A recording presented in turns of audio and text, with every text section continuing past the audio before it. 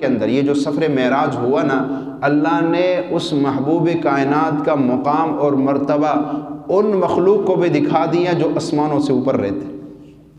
جب اللہ کے نبی صلی اللہ علیہ وسلم کا سفر معراج بیت المقدس سے آسمانوں کی طرف شروع ہوا تو پہلے آسمان تک فرمایا یہ جو ایک زینہ ایک سیڑھی تھی اس پر ہوا، اور اس کے بعد پہلے سے دوسرے آسمان پر، پھر دوسرے سے تیسرے، چوتھے، پانچویں، یہ فرشتوں کے پروں پر آپ بیٹھ کر گئے، اور پھر ساتویں آسمان سے عرش معلیٰ تک جبریل امین کے پروں پر گئے، پھر وہاں سے آگے سدرۃ المنتہا تک، سدرۃ المنتہا تک جو ہے آپ کے ساتھ جبریل گیا، اور اس کے بعد کہ جبریل یہ نہ کہیں کہ میں سب سے مقدس، ٹھیک ہے ان کا مقام مرتبہ عزت اپنی جگہ پر ہے، لیکن اللہ نے کہا میرے محبوب کا مقام مرتبہ تجھ سے بھی زیادہ ہے۔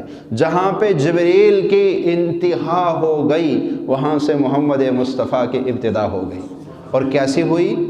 فرمایا وہاں سے آگے جب محمد مصطفیٰ صلی اللہ علیہ وسلم نے ایک قدم جو اٹھایا، وہ ایک قدم کتنے سفر کا تھا کہ بیت المقدس سے لے کر سدرۃ المنتہا تک جتنا راستہ آپ نے جبریل امین کی میت میں طے کیا تھا، اس سے آگے ایک قدم میں اتنا راستہ آپ نے طے کر لیا، ایک قدم کے اندر اتنا راستہ وہ طے کر دیا گیا۔ اور پھر اس سے آگے اب دیکھیں، اندازہ لگائے کہ ایک قدم کے اندر کتنا راستہ طے کیا، بیت المقدس سے لے کر سدرۃ المنتہا تک۔ اور یاد رکھو ایک آسمان سے لے کے دوسرے آسمان تک سفر 500 سال کی مسافت کا ہے، 500 سال۔ اگر پہلے آسمان سے 7ویں آسمان تک جایا جائے تو 7000 سال لگتے ہیں جانے کے لیے، اور اللہ کے نبی صلی اللہ علیہ وسلم نے جب سدرۃ المنتہا سے آگے جو ایک قدم رکھا، وہ ایک قدم کے اندر آپ نے بیت المقدس سے لے کر سدرۃ المنتہا تک کا سفر طے کر دیا، اور ایک قدم کے اندر اتنا راستہ طے ہوا، آپ نے 70,000 قدم رکھے ہیں۔ کتابوں میں لکھا ہے کہ آپ سدرۃ المنتہا سے آگے 70,000 قدم آگے چلے، اور وہ سارے پردے نور کے ہٹتے گئے ہٹتے گئے ہٹتے گئے، اللہ اور اس کا رسول آمنے سامنے ہوا۔ پھر اللہ کے حبیب نے اللہ کو کیسے دیکھا؟ جیسے اس کی شان تھی، اس کے شان کے لائق آپ نے جب دیکھا تو آپ بے اختیار بول پڑے، التحیات للہ والصلوات والطیبات، تمام بدنی مالی ساری عبادتیں یا اللہ آپ کے لیے ہے۔ یہ ہے عاجزی کی بول، اس لیے کہ جب اللہ نے کہا میرے محبوب کیا لائے ہو، فرمایا وہ لایا ہوں جو آپ کے پاس نہیں ہے۔ وہ کیا ہے؟ فرمایا التحیات للہ، عاجزی لے کر آیا ہوں، عاجزی لے کر آیا ہوں۔ جب یہ بولے نا تو اللہ نے کہا السلام علیک ایھا النبی، سلام ہو تم پر اے نبی، ورحمت اللہ، رحمتیں ہو تم پر، وبرکاتہ، برکتیں ہو تم پر۔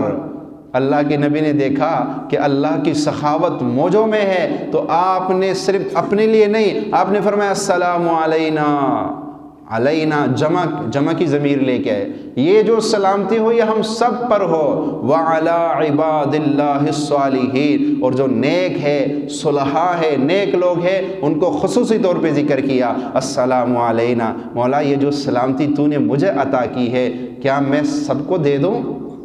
جیسے آپ کسی کو تحفہ دو نا کہ جی یہ تحفہ، اور وہ آگے سے آپ سے کہے کہ جی یہ جو چیز آپ نے دی ہے کیا میں سب میں بانٹ سکتا ہوں؟ وہ کہ ہاں جی بانٹ سکتے، سب میں بانٹ سکتے۔ اللہ نے جب تحفہ دیا نا کہ یہ لو سلامتی لے لو، یہ لو رحمتیں لے لو، یہ لو برکتیں لے لو، اللہ کے نبی نے دیکھا رحمتیں بھی مل رہی، برکتیں بھی مل رہی، سلامتیاں بھی مل رہی ہے، اللہ تو سخاوت میں ہے، تو آپ نے فوراً کہا یا اللہ یہ جو رحمت، یہ میں اپنے الفاظ میں ترجمہ کر رہا ہوں، آپ نے کہا یا اللہ یہ جو رحمتیں تو مجھے دے رہا ہے، یہ جو سلامتیاں دے رہے، کیا میں ساری امت میں بانٹ دوں؟